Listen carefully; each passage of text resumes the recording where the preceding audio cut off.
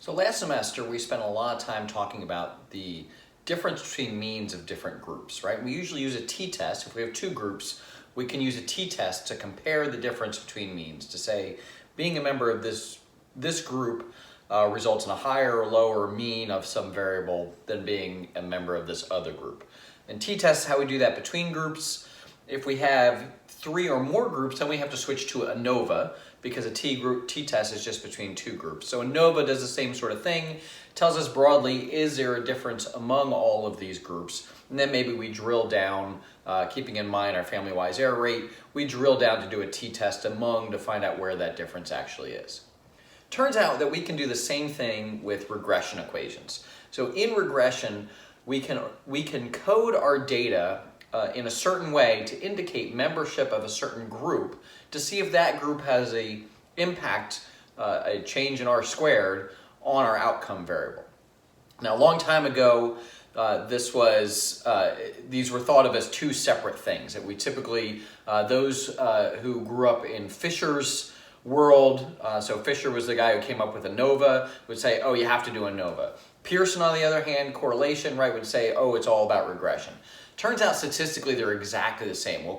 So whether we use ANOVA or we use regression in order to compare groups, we come up with the exact same answer because statistically they are equivalent to each other.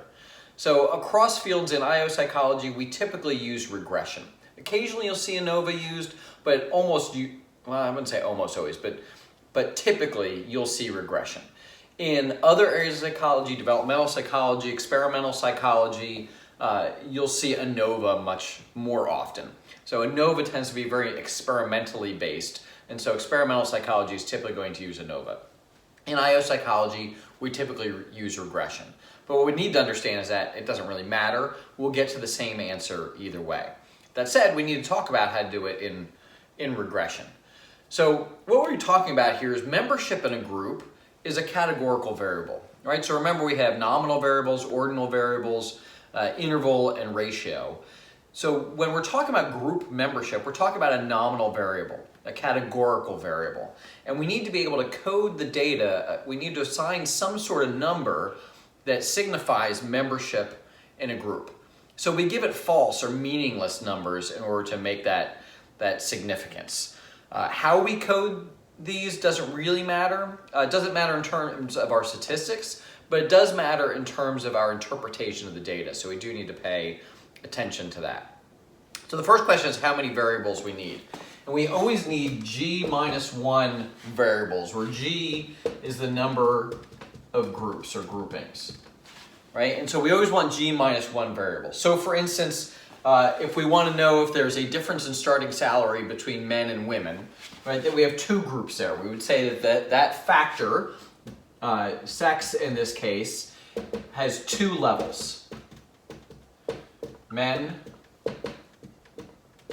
and women.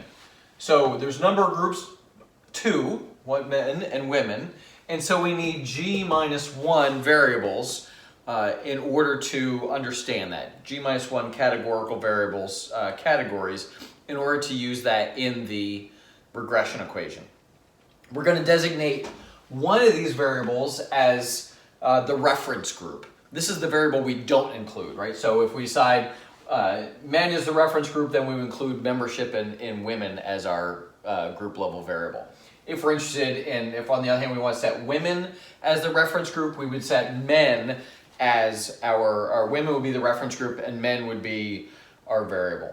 So for men and women, we only need one of these variables. The question is why? Why don't we have both variables? Well, because a 0 indicates not being a member of a group, right? So if we're looking at, for instance, my particular variable, I'm a man, so if women is the variable, then I would get a value of 0. If men is the variable, I would get a variable of 1, right? So these typically have exactly 2, sometimes more depending on the type of coding we use.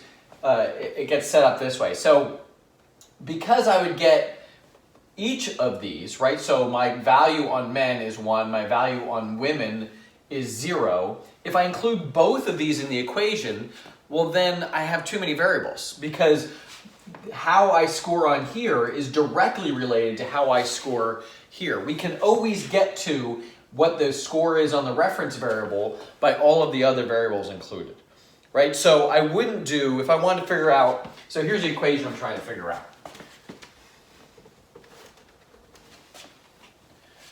The equation looks something like, well, let me start it over here. Using our basic equation, y hat equals b0 plus b1 x1 plus b2 x2, right? Something like starting salary, excuse my handwriting, it's horrible. So starting salary is what that says,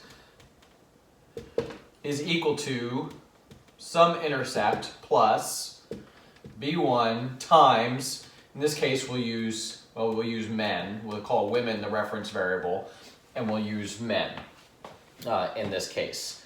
Now if I did it and I included women, this is actually unsolvable, because for every case where man is 1, woman is 0, and all of this cancels itself out, and it turns out that I can't solve this. There's too many variables, it's like, and they're set equal to each other, and so it becomes problematic.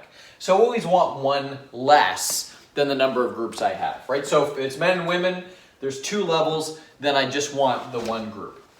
If it's, say, region of the country, right? Let's say my regions of the country are east, west, south, and let's say, and I guess north, right? And so these are just different regions. Then here I have 1, 2, 3, 4 levels in this factor. I would need g minus 1 equals 3 different variables to account for this. And that's going to tell me. Now the group, the unincluded variable, right? And so this other variable, whichever one I don't choose, again, is called the reference group. And what I choose to be the reference variable is actually fairly important, because it has a big difference on how we interpret the data. So typically, for our reference group,